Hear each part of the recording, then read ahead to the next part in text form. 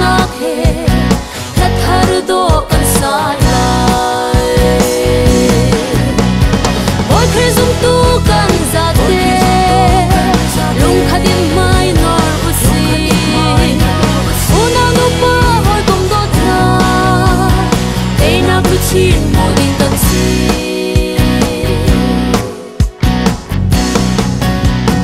ngai chiat nak dilat a thoi har nak ni kan kul man se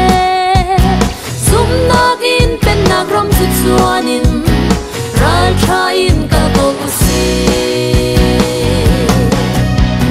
boy khe zum tu kan za te lung khatin mai nor usi una nu pa hoi kom do tha te na ku chin mo din kan si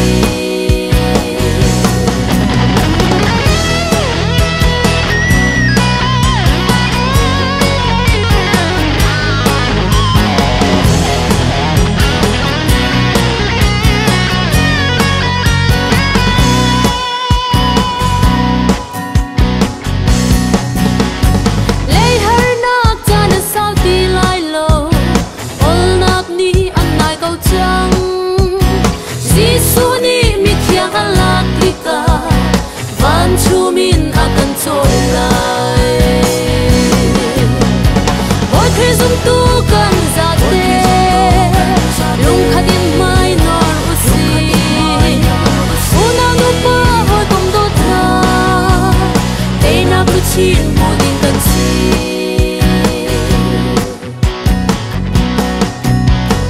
day nak lu chin sui lu chin do van boy sin ni kan châu te lai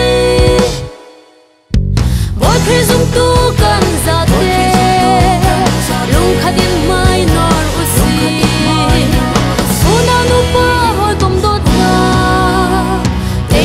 chin mo din kan si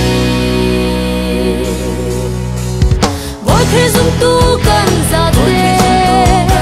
lung khadim mai nor usi una nu pa hoi kom do tha te na ku chin